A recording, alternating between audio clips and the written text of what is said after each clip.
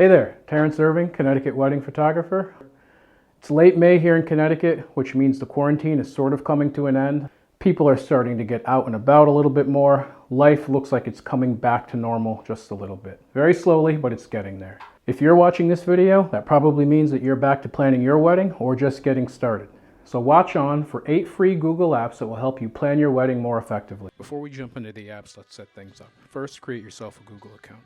It's free and only takes a second.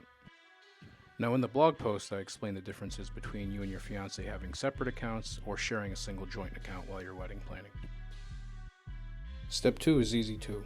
Go ahead and download the apps onto your mobile devices. The first free Google app for wedding planning is Google Docs. It's just a word processor for typing documents. Here I am making a fake wedding to-do list. Just type away. You can format your text, center it, left align it, right align it, whatever you want to do. Now, as I explain in the blog post, the real power during wedding planning with all of these Google apps is sharing the files with your fiancé. Here I am typing in my own email address, and when I click the send button, Google will email me an invitation and I'll have access to the document. Really good for wedding planning because you can share things on the go.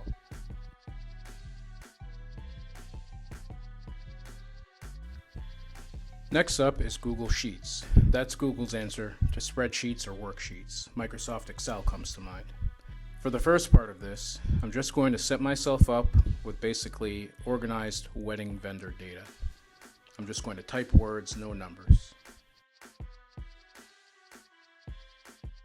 To make this spreadsheet a little more useful though, I'll highlight all of the columns, click the menu button, and then choose Create a Filter. Then the little upside down pyramids that you see can be clicked later on to sort things, alphabetize things, filter things out. No matter what kind of money you have, I'm sure you and your fiancé have a budget for your wedding. So let's create a second spreadsheet and really tap into the power of working with them. We're going to create a budget spreadsheet, type in some categories, total budget, and other financial information. In this really basic example, the point here is that we're going to track month by month the payments we've made towards our wedding vendors.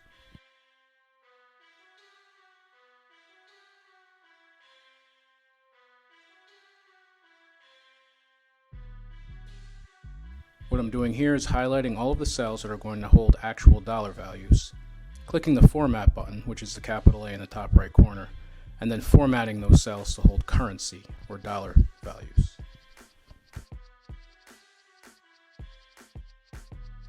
Now let's bring some math into it. Let's go to the D column, which is remaining owed. We want to chart our budget over time. So what we'll do is enter a simple formula, which equals C2, total cost, minus the sum of cells E2 through H2. That way, as the months go by and we make monthly payments, or whatever the case may be, to our vendors, we'll see that column D, remaining owed, decline over time.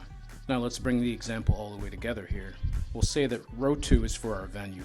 We'll pretend we have a total budget of $12,000, and then we sign the contract, and the actual cost for the venue is going to be $10,000.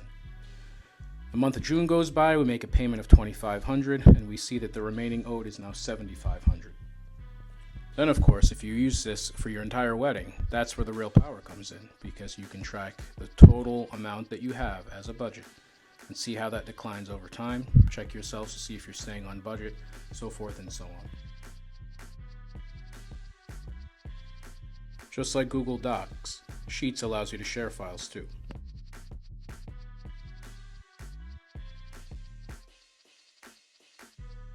Next on our list is Google Drive. Now, something important to note. When you sign up for a Google account, Google gives you 15 gigabytes of free storage space in the cloud. That space is typically referred to as your drive. The nuance is that Drive is also the name of an app, and it's, you guessed it, the app that you use to manage most of your files. One of the great things about Google Drive is that it's not just for Google Files. You can upload anything to your Google Cloud, save it in your Drive, and then watch how your quota declines over time. The Drive app is just like Files on your iPhone or your Android phone.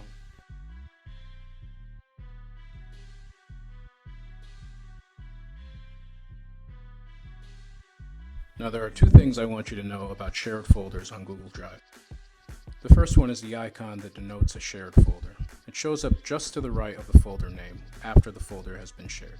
The second one is that when you share a folder on Google Drive, all of the files within the folder are automatically shared by default.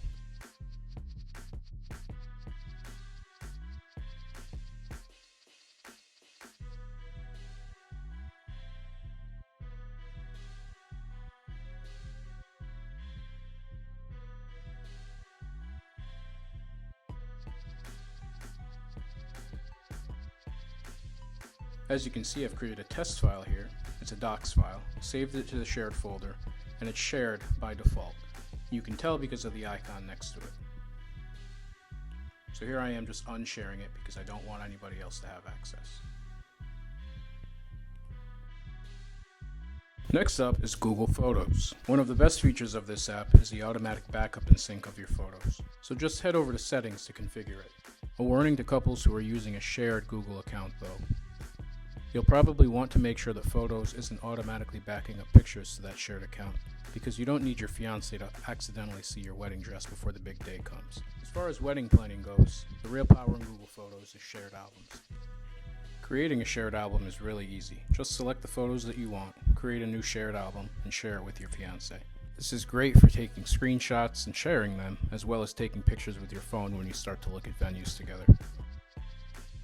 Next up is Google Keep, which is like a yellow sticky pad for your phone. You can create, tag, color code, and share sticky notes.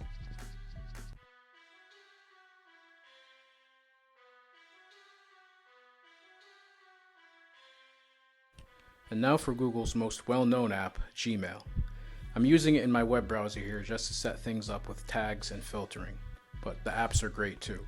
So here I am creating the wedding label, and then I'll go ahead and apply it to this email. Now that we've created our wedding label, let's figure out a way to go ahead and apply it to new emails automatically. That's by creating a filter. So we'll check the checkbox next to this email, then click the menu button, the three little dots, and then choose filter messages like these. When you go to create a filter, Gmail is going to try and guess what you want to filter for. Here it's assuming that I want to filter all emails that come from Terrence at irvingphoto.com, but that's not really what I want. Instead, I would like to create this filter based on any email coming into my inbox with the word wedding in it. Will this catch every email that you receive when you're wedding planning? Maybe not, but it'll definitely catch most of them. In order to clean out your inbox, just label all the emails in it, and then click the down arrow in the square, which is the archive button. This is kind of like filing the emails away into folders, but Gmail calls it archiving them. So over here on the left, I'll just click on my labels, click the wedding one, and there's my one email. Now here I am in the Gmail app. As you can see, my inbox is empty because I took the one email that was already in there and I archived it after applying a filter. Next up is Google Meet. This is Google's answer to Zoom, but I think it's been around longer. This app is pretty self-explanatory and it's pretty handy for meeting with wedding vendors remotely. I meet with a lot of couples this way and it's really handy. Last but not least is Google Calendar. Again, I'm going to show this to you in Safari because it's a little easier to set things up within a web browser rather than the app on your phone. First, I'll create a wedding calendar. Very similarly to shared albums in Google Photos, the power behind Google Calendar when you're wedding planning is creating shared calendars. Here I am setting that up. Now when you do this, I recommend that you add your fiancé as make changes and manage sharing. That gives them full rights to edit the calendar and add more people to it later on, just like you can. The other thing that you might want to do while you're here is go down to event notifications. If you're anything like me, your phone is always with you, and when you have an appointment and need to go meet a florist or a photographer or something when you guys are wedding planning, setting notifications up to automatically come up, 10 minutes before the meeting, 2 weeks before the meeting, it's pretty easy too. Now here I am back on the main screen of Google Calendar. As you can see, I have multiple calendars over on the left there. What I'm doing is only displaying the wedding one because that's the only one with a checked box next to it. I'm in the web browser, but the same concept applies within the Google Calendar app as well. I'll go ahead and create an example entry, wedding florist interview. I'll leave the date and the time alone.